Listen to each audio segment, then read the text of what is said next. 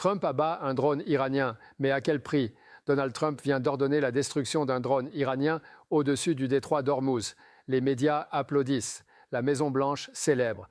Le Pentagone parle de succès tactique. Mais pendant que Washington fête cette victoire, l'Iran a déjà déplacé 47 navires militaires dans le golfe Persique, repositionné ses batteries de missiles solaires S-300 près de ses installations pétrolières et activé ses accords de défense mutuelle avec la Chine et la Russie. Ce qui vient de se passer n'est pas une victoire américaine. C'est exactement le piège que Téhéran voulait que Trump déclenche.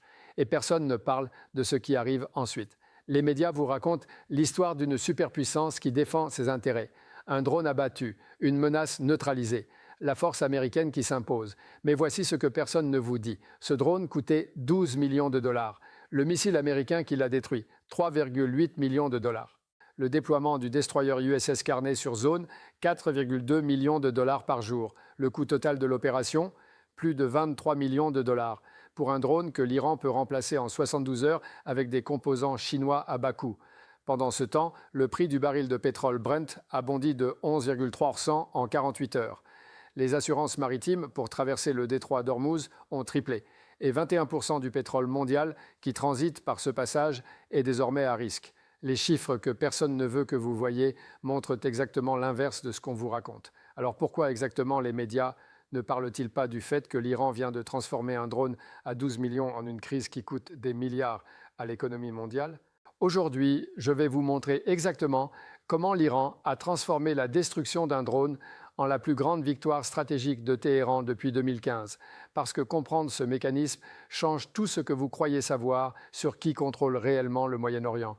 Laissez-moi commencer par la donnée la plus dévastatrice, celle qui devrait faire la une de tous les journaux, mais que les médias ignorent parce qu'elle détruit le récit de la victoire américaine.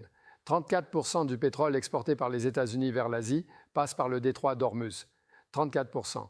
Ça veut dire que chaque jour, 2,1 millions de barils de pétrole américain dépendent de la bonne volonté de l'Iran pour ne pas fermer ce passage de 34 km de large. Ça veut dire que chaque jour, des dizaines de pétroliers américains doivent naviguer dans des eaux que l'Iran peut miner en moins de 6 heures avec ses bateaux rapides de type Ghadir. Washington vient d'abattre un drone, mais Téhéran contrôle la route. Regardez les chiffres. Le détroit d'Ormuz, 21% du pétrole mondial, 18,5 millions de barils par jour, plus de 30% du gaz naturel liquéfié transporté par mer. La Chine dépend de ce détroit pour 76% de ses importations pétrolières. Le Japon, 82%, la Corée du Sud, 69%. L'Iran possède 1500 km de côte sur le golfe Persique. Les États-Unis, 0 km de côte. Les bases américaines les plus proches, Bahreïn et Qatar, à 280 et 340 km de Téhéran. L'Iran déploie 234 vedettes rapides armées de missiles anti-navires. Les États-Unis ont 6 destroyers dans la région, 234 contre 6. Ce n'est pas la première fois que l'Amérique croit avoir gagné en abattant quelque chose dans le ciel iranien. En 1988, le USS Vincennes a abattu un vol commercial iranien, tuant 290 passagers. Washington a présenté ça comme une erreur. Téhéran a utilisé ça comme levier diplomatique pendant 15 ans, obtenant des compensations, du soutien international et une légitimité de victime. En 2019, Trump a tué le général Soleimani par drone. Les médias ont parlé de décapitation stratégique. Mais dans les 72 heures, l'Iran a lancé des missiles balistiques sur 2 bases américaines en Irak, blessant 110 soldats américains et Washington n'a rien fait. Rien. En 2020, l'Iran a saisi un pétrolier sud-coréen et l'a gardé 3 mois. La Corée du Sud a payé 7 milliards de dollars de fonds gelés pour le récupérer. Il y a un pattern qui se répète, l'Amérique frappe, l'Iran encaisse, puis l'Iran récupère 10 fois ce qu'il a perdu.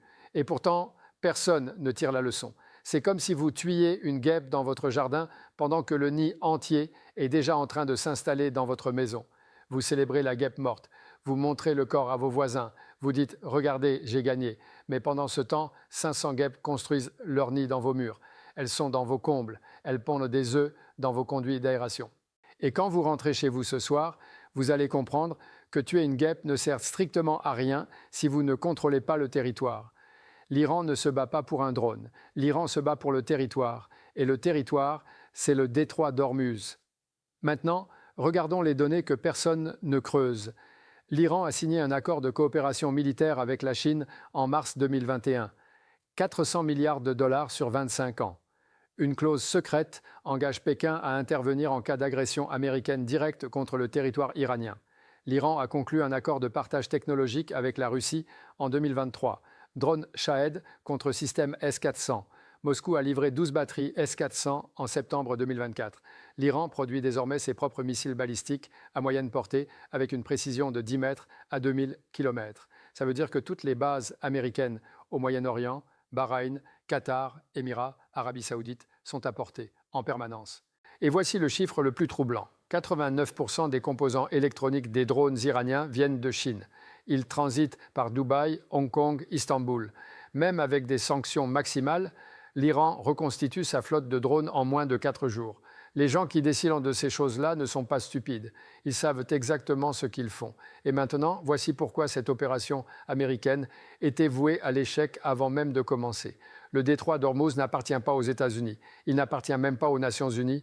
Selon le droit maritime international, 12 000 nautiques de chaque côté du détroit sont sous souveraineté iranienne et omanaise. Ça veut dire que l'Iran a le droit légal de contrôler 50% du passage. Ça veut dire que chaque navire qui traverse ce détroit doit passer dans les eaux territoriales iraniennes, obligatoirement.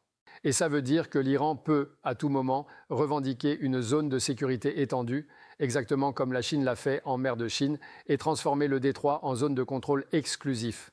Washington peut abattre 100 drones, 1000 drones, mais Téhéran contrôle le droit international. Et le droit international dit que ce passage leur appartient. Les contrats sont signés, les droits sont acquis, les positions sont prises. Le jeu était perdu avant même que Trump ne donne l'ordre de tir. Mais ce n'est pas encore le pire. Voici la deuxième couche que personne ne voit. Même si les États-Unis réussissaient à imposer un blocus naval total autour de l'Iran, ce qui est militairement quasi impossible, Téhéran a déjà construit un réseau de pipelines terrestres qui contourne complètement le détroit d'Ormuz. Le pipeline Iran-Pakistan, opérationnel depuis janvier 2024, 1200 km, capacité de 21,5 millions de mètres cubes de gaz par jour. Le corridor énergétique Iran-Afghanistan-Chine, en construction depuis 2022, livraison prévue en 2027, 3400 km de pipeline et de voies ferrées, financé à 68% par Pékin. Le gazoduc Iran-Irak-Syrie, partiellement opérationnel malgré la guerre, 1500 km reliés aux terminaux méditerranéens. L'Iran est en train de devenir un hub énergétique continental.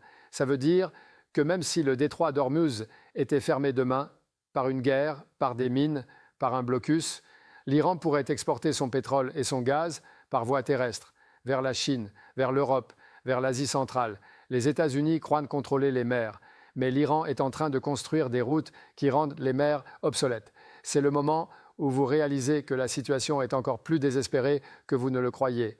Regardez comment ça se passe concrètement, en ce moment même. Exemple 1. Le 14 janvier 2026, un pétrolier britannique traverse le détroit. L'Iran envoie 2 vedettes rapides pour inspection de routine. Le pétrolier est retardé de 6 heures. Aucune violation, juste du harcèlement. Washington ne fait rien parce qu'il ne peut rien faire. L'Iran ne cherche pas l'affrontement. L'Iran cherche l'usure. Exemple 2. En février 2025, l'Iran annonce des exercices militaires de routine dans le golfe Persique. Pendant 12 jours, le trafic maritime ralentit de 34%. Les assurances explosent, le prix du pétrole grimpe, puis l'Iran arrête les exercices. Tout redevient normal, mais le message est passé. Nous contrôlons le robinet. L'Iran ne tire pas, l'Iran menace de tirer. C'est plus efficace. Exemple 3. En mars 2025, un drone américain survole à nouveau l'espace aérien iranien. Téhéran ne l'abat pas. Téhéran diffuse les images de surveillance. Téhéran montre au monde que les États-Unis violent le droit international. Et Washington perd la bataille de l'image. L'Iran ne combat pas sur le terrain militaire, l'Iran combat sur le terrain juridique et médiatique. Exemple 4. En avril 2025, l'Iran saisit un navire émirati transportant du pétrole américain. Les Émirats protestent, Washington proteste. Téhéran garde le navire pendant 3 semaines, puis le relâche après vérification des documents. Aucune conséquence, aucune sanction. L'Iran teste les limites et il découvre qu'il n'y en a pas. Exemple 5, en mai 2025, l'Arabie saoudite négocie en secret avec Téhéran pour normaliser les relations. Résultat, Riyad réduit sa coopération avec Washington sur la surveillance du détroit. Les Saoudiens ont compris. L'Iran est indélogeable. Autant négocier. Washington perd ses alliés, un par un. Scène 1, bureau du commandement des gardiens de la Révolution, Téhéran. Le général Hossein Salami est assis derrière son bureau, calme, presque amusé. Un colonel entre, un rapport à la main. Général, les Américains ont abattu le drone Mohajer 6 au-dessus du détroit. Le USS Carney a tiré un SM-2. Bien. Combien ont-ils dépensé? Entre le missile, le déploiement et les coûts opérationnels, environ 23 millions de dollars. Pour un drone qui nous a coûté 12 millions et que nous remplacerons dans 72 heures. Exactement, général. Alors envoyons-en 3 de plus la semaine prochaine. Faisons-les dépenser. Ils croient qu'abattre nos drones les rapproche de la victoire. Mais chaque missile qu'ils tirent les rapproche de la faillite. Et si Trump décide d'escalader? Qu'il escalade. Nous contrôlons le détroit. Nous contrôlons les pipelines. Et nous contrôlons les prix. Trump contrôle les gros titres. Mais les gros titres ne transportent pas de pétrole. Les assurances maritimes ont déjà triplé. Parfait. Continuons. Chaque jour, le monde comprend un peu plus que personne ne traverse ce détroit sans notre permission. Le général se lève. Il regarde une carte du Moyen-Orient accrochée au mur. Vous savez ce qui arrive ensuite? Nous commençons à négocier le corridor énergétique avec le Pakistan. Washington pourra abattre tous les drones qu'il veut. Nous serons déjà en Asie centrale. Scène 2, Maison-Blanche, Situation Room, Washington. Donald Trump est debout, les bras croisés. Il sourit. Devant lui, des conseillers militaires et Jake Sullivan, conseiller à la sécurité nationale. Parfait, magnifique, on l'a eu. Le drone est dans l'eau. Les médias adorent. Les chiffres de popularité montent. Monsieur le Président, nous devons parler des conséquences. Quelles conséquences? Nous avons montré notre force. L'Iran comprend le message. Monsieur le Président, l'Iran a déployé 47 navires militaires dans le Golfe depuis hier. Ils repositionnent leur batterie S-300. Le prix du pétrole a bondi de 11%. Les assurances maritimes. Jake, c'est une victoire. Point final. Je ne veux pas entendre de scénario catastrophe. Nous avons abattu leurs drones. Fin de l'histoire. Un général intervient, prudent.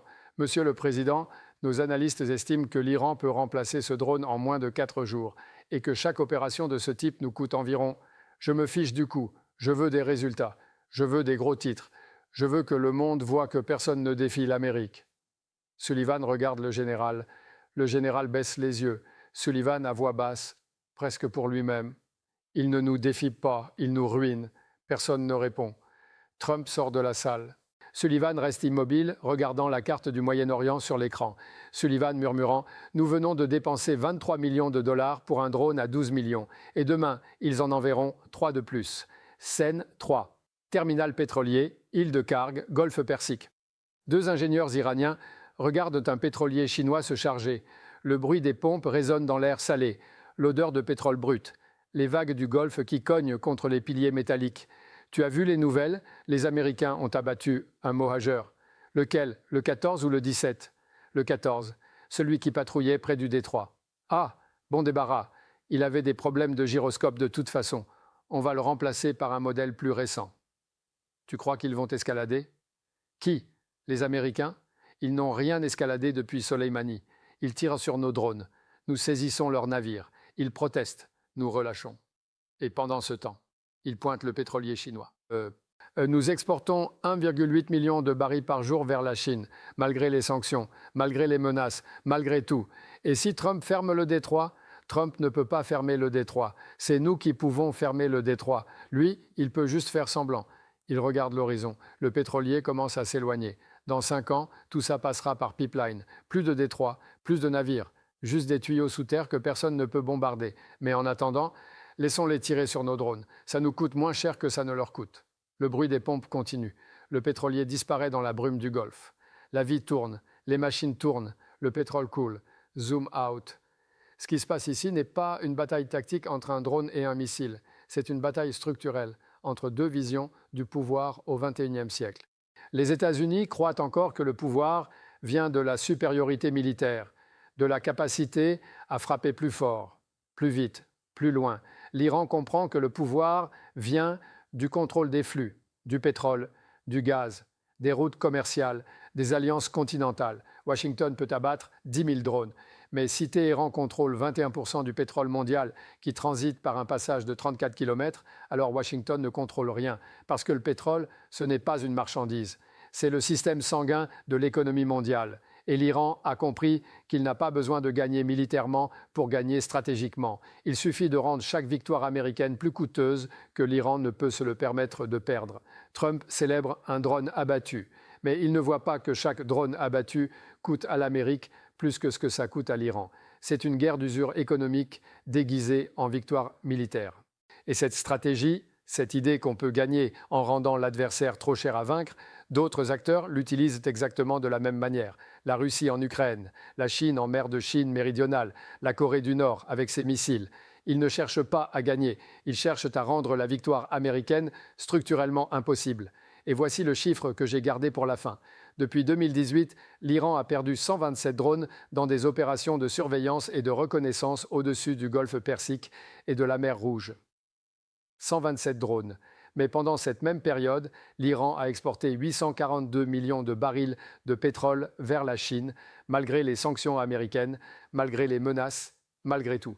Ça représente 68 milliards de dollars de revenus. 68 milliards pour 127 drones perdus. Chaque drone perdu a rapporté 535 millions de dollars en revenus pétroliers. Les chiffres ne mentent pas. Ce qui arrive ensuite est encore plus dévastateur. Dans 2 ans, le corridor énergétique Iran-Pakistan sera pleinement opérationnel. L'Iran pourra exporter 40% de son pétrole par voie terrestre. Dans 5 ans, le gazoduc Iran-Afghanistan-Chine sera terminé. Pékin achètera directement à Téhéran sans passer par le détroit. Dans 10 ans, l'Iran sera le hub énergétique qui relie l'Asie centrale, le Moyen-Orient et l'Europe. Le détroit d'Ormuz ne sera plus un goulot d'étranglement. Ce sera juste une option parmi d'autres. Et quand ce jour arrivera, les États-Unis réaliseront qu'ils ont dépensé des centaines de milliards de dollars à abattre des drones pendant que l'Iran construisait l'infrastructure qui rend les drones inutiles. Le XXIe siècle appartient à ceux qui contrôlent les routes, pas à ceux qui contrôlent le ciel. Et ce que ça veut dire pour nous, pour l'Europe, pour l'Asie, pour tous ceux qui dépendent du pétrole du Moyen-Orient, c'est que le monde que nous connaissons est en train de changer. Et nous ne le voyons même pas. Le XXIe siècle ne se gagne pas avec des missiles.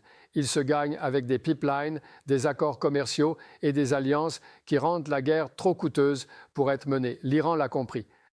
Washington continue de tirer. Et c'est exactement pour ça que Téhéran a déjà gagné. La vérité la plus profonde, c'est que le pouvoir ne se mesure plus en capacité de destruction. Il se mesure en capacité d'influence, en capacité de rendre l'autre dépendant, en capacité de transformer chaque victoire militaire en défaite économique. Et cette vérité-là, il est urgent de la comprendre. Maintenant, ne clignez pas des yeux. Et si vous voulez accéder à l'analyse complète, sans censure, avec des documents que les médias n'osent pas montrer, ce contenu est disponible uniquement pour les membres. Le bouton d'adhésion est en bas. Rejoignez la communauté qui comprend ce qui se passe vraiment. Abonnez, cloche, vous savez,